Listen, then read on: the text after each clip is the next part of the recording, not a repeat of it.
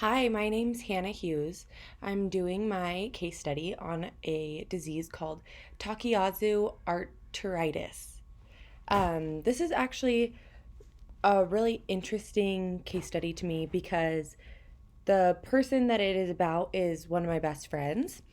Um, so she is a 24-year-old female who's normally extremely healthy. She's not overweight. She eats healthy. She exercises.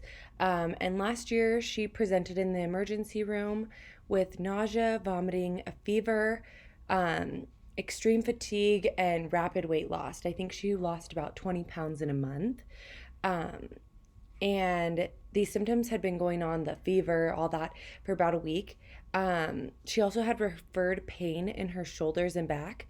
She suspected that it was a pulmonary embolism because she has a history of blood clots. And when she went to the hospital, they did a CT angio and a pulmonary scan was done. In the CT scan, they found a chronic pulmonary emboli in the lower left segmental lobe of her lungs. They also saw pulmonary arteries with associated large amounts of collateral vascular surrounding the left lower lung. Um, and there was thickening around the left common carotid artery, um, which also involved the aortic arch. So here are those images. So where you can see is pointing is that grayer area around the bronchioles that are filled with white contrast. That's like the chronic pulmonary emboli. It looks different than what a pulmonary embolism normally looks like. Um, and then this next picture shows a thickening around that left common carotid artery. You can kind of see the comparison between the two arteries, but it's a little bit hard to see in this picture. Um, so after these CTs were done, she was diagnosed with Takayasu arteritis, which is a rare autoimmune disease which causes inflammation of the vessels. It can lead to the narrowing and blocking of arteries and potentially cause aneurysms, heart failure, and stroke. Um, this disease usually affects women in childbearing age. It's also more common in Asian women, which she's not. Um, it's super rare. It's about 2 or 3 cases per million people in a population, and it can be caused the cause is basically unknown, but it could be caused by an infection, virus, or genetic factors. Um, and then her treatment was originally she was prescribed prednisone, methotrexate, um, and was referred to a rheumatologist for further treatment, which is who she's been following up with for the past year. But most treatments for the disease are basically just anti inflammatory medications and immunosuppressants.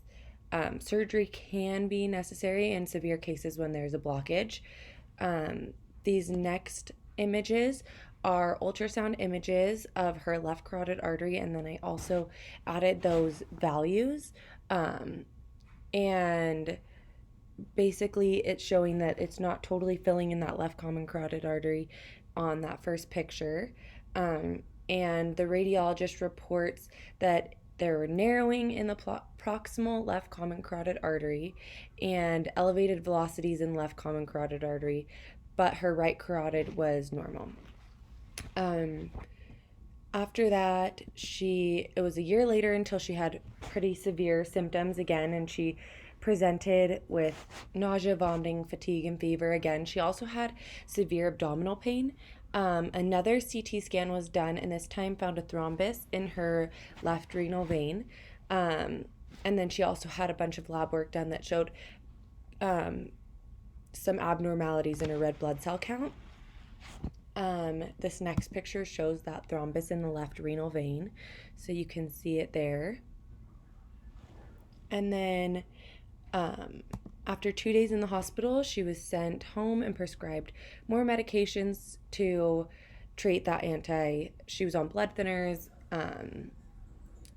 things for her immune system, and to help with the inflammation. So she's still continuing to follow up with her doctors. because it is an autoimmune disease, there really isn't a cure. It's just kind of how to treat the symptoms. Um, and it can be worsened with stress, different factors like that. And a lot of the treatment is just